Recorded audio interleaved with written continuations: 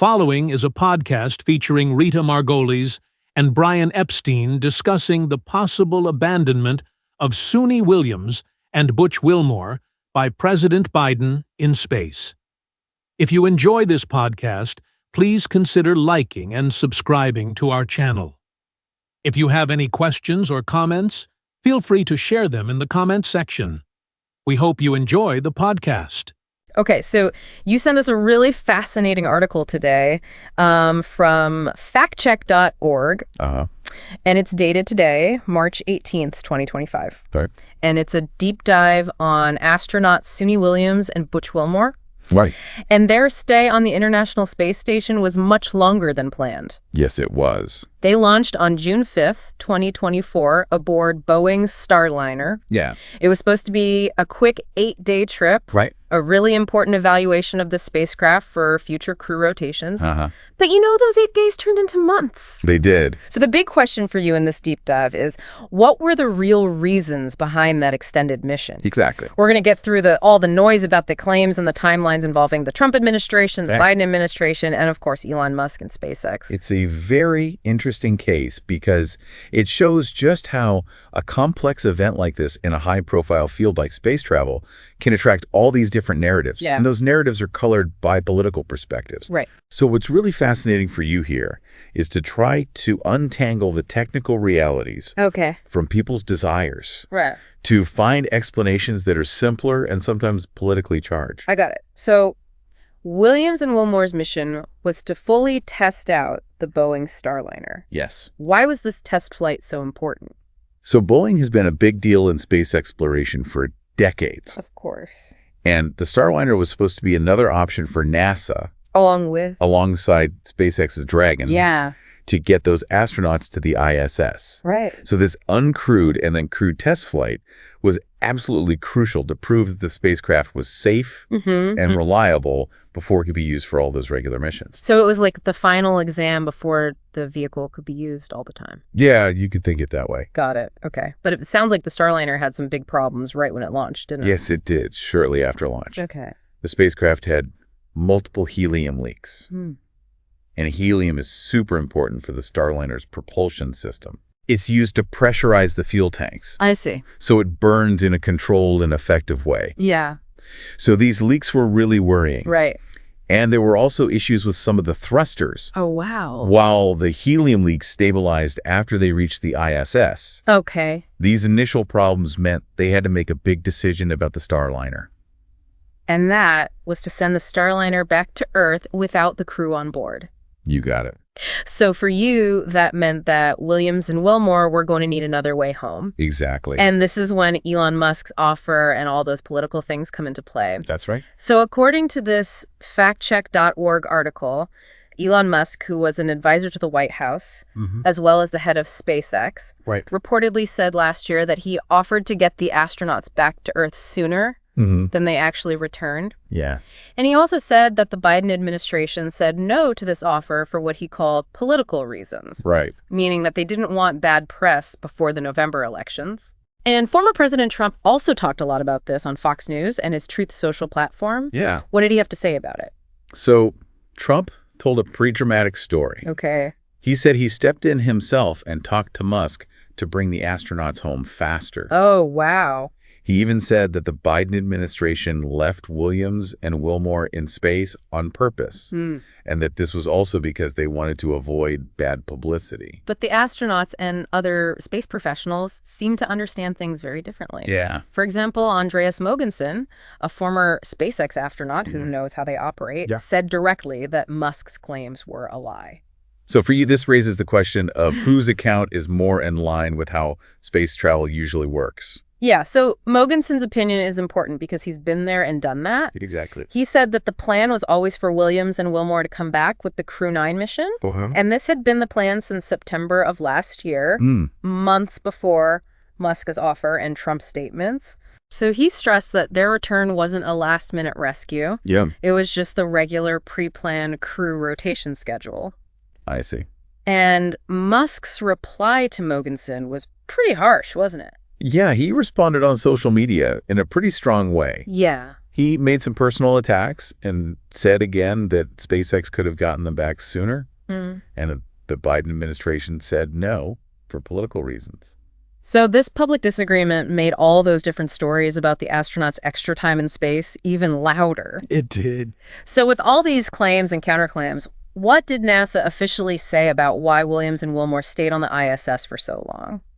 They had to say something to clear things up for you. Right. Yeah. So during a press conference on March 4th, Okay. NASA officials explained their reasoning. Got it. The main things they mentioned were safety, Of course. which is always the most important thing in spaceflight, Yeah. and budget concerns Okay. about launching a separate mission just to get Williams and Wilmore, and also the need to have enough crew on the International Space Station Yeah. so they could continue all that important research and maintenance work. So they also talked about that announcement in August 2024 Yeah. that SpaceX's Dragon capsule would bring the astronauts back as part of the Crew 9 mission, and that they were aiming for a return in February 2025. Right. So for you, this timeline is before all the political stuff started, which is a really important detail. Absolutely.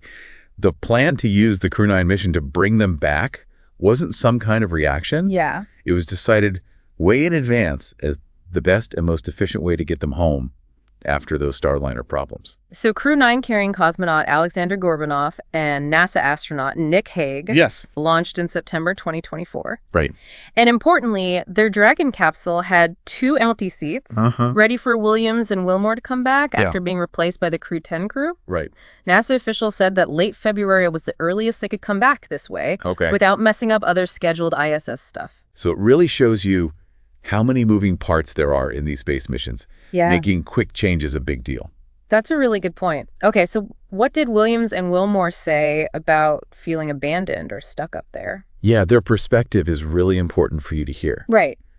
So in a CNN interview back on February 13th, Okay. both Suni Williams and Butch Wilmore said that they didn't feel abandoned or stuck at all. Interesting. They said they knew the risks and that unexpected things could happen on a test flight like this. Yeah.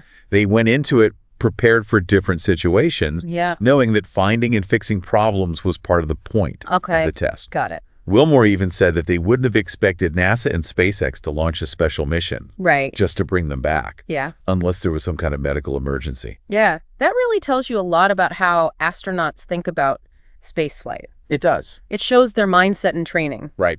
They're prepared to stay longer. And they understand that things often have to change.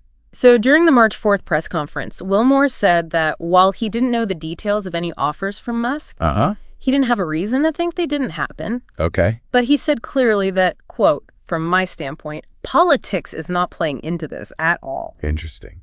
And their Crew 9 colleague, Nick Hague, also said some important things about when they were planning to come back. Yeah, he confirmed that late February or early March was the target date for their return ever since his own launch back in September. He talked about all the training and spacecraft preparations needed for a launch and return, which meant a return in late February, March was pretty much on target. Given those Starliner problems and the planning that came after. So it seems like the astronauts themselves didn't see their extended stay as a political thing at all. It doesn't seem like it. So what did NASA officials say about Musk's reported offer and Trump's claims about getting involved? Yeah. So a few key NASA leaders addressed those points directly. Okay. Bill Nelson, who was the NASA administrator back then, said that he didn't know about Musk's offer of a faster return. Interesting. And that it wasn't discussed with him. He even said that maybe someone lower down heard about it. Okay. And Ken Bowersox, NASA's associate administrator for space operations, said there might have been some informal talks he wasn't part of, but that the idea of launching a separate mission to bring them back was ruled out pretty quickly because of the budget. And because they needed to keep people on the ISS all the time for the science and maintenance. So this really shows you the practical limits that NASA has to work within, right? Yeah, exactly. Bowersox was talking about the realities of their operations and the money involved. Steve Stitch, NASA's commercial crew program manager, explained that after the Starliner problems, NASA and SpaceX looked at different ways to bring the crew back. And they decided that adding Williams and Wilmore to the Crew 9 mission made the most sense logistically. I see. Dana Weigel, who manages NASA's International Space Station program, agreed with this. Okay. She pointed out how Williams and Wilmore were still doing valuable work on the ISS, right, making their extra time there useful for the research. It sounds like NASA saw a way to make the most of the astronauts' time, even though their ride home was delayed. Yeah, that's a good way to put it. Okay, so what about SpaceX? What was their take on all this? So Bill Gerstenmaier, a vice president at SpaceX, talked about the situation too. Yeah. He said that SpaceX is totally committed to helping NASA reach its goals, and that bringing Williams and Wilmore back on the Crew 9 mission was a decision they made together with NASA. He said it was the best way to use the astronauts' skills on the station and have a smooth changeover when the Crew 10 team arrived to keep the science going. Okay, so he didn't really talk about Musk's earlier offer. He didn't. Okay, now what about Trump saying that he made their return happen faster? What did NASA say about that? So NASA officials said that Trump being involved didn't change the schedule for the astronauts going back. The plan to bring them back on the Crew 9 mission was already happening. Right. It's really important for you to understand the order of events. Okay. The Crew 10 mission, which would replace Williams and Wilmore, was supposed to launch in late February. Right. But that launch was moved to late March. Okay. Because they needed more time to work on the New Dragon spacecraft for that mission. I see. So this delay obviously affected when Crew 9 could return. Right, but then closer to when they actually came back, there was a change in February about which Dragon capsule would be used for the Crew 10 mission. Right. And that seems to have moved the timeline up a bit. Exactly. In February, NASA and SpaceX said they decided to speed up the launch of Crew 10 and the return of Crew 9. Instead of using the brand new Dragon spacecraft for Crew 10, they chose to use a Dragon capsule called Endurance. I see. Which had already flown a few times. Oh, okay. And had been tested thoroughly. NASA said this change would let SpaceX keep getting the new Dragon ready. Right. And at the same time launch Crew 10 sooner. Yeah. And therefore get Crew 9 back earlier. Including Williams and Wilmore. So for you, this decision to switch spacecraft seems like the main reason they came back a bit earlier in March. Yeah, I think so. Rather than any political stuff. Exactly. Steve Stitch said that March 12th, which was later adjusted to the actual landing date of March 18th, was the target return date. Okay. And that it was all about when the spacecraft was ready and when the launch pad at Cape Canaveral was free. Got it. He stressed that NASA and SpaceX were working on this timeline before Trump and Musk said anything publicly. Okay. Ken Bowersox admitted that the public being interested, including Trump, added energy to the conversation. But he clearly said that it didn't change NASA's decisions about the return timeline, which were based on technical and logistical things. And just to bring you up to speed, the Crew 10 mission got to the ISS successfully on March 16th. And Suni Williams and Butch Wilmore, along with Nick Hague and Alexander Gorbanov, left the ISS on the SpaceX Dragon capsule. And they're expected to land safely back on Earth today, March 18th. So after all the different stories and speculation, they're finally home. They are, and it takes us back to that main question we asked at the start. What were the real reasons for their extended stay in space? So let's sum it all up for you, our listener. The reason that Suni Williams and Butch Wilmore spent so much extra time on the International Space Station wasn't mainly because of politics or because someone refused to rescue them. It was because of those big problems that Boeing's Starliner spacecraft had during that important test flight. Those problems meant they had to come up with a new plan to get them back. And that involved adding them to the SpaceX Crew 9 mission, which was already scheduled. So while people like Elon Musk and Donald Trump said it was all about political interference and stepping in to help the astronauts themselves, and lots of NASA officials have consistently said that the timeline was all about practical, operational things. Things like the complexities of crew rotations, budget limits, that meant they couldn't just launch a separate mission to bring them back, and the need to keep enough crew on the ISS all the time so they could do the research and the maintenance.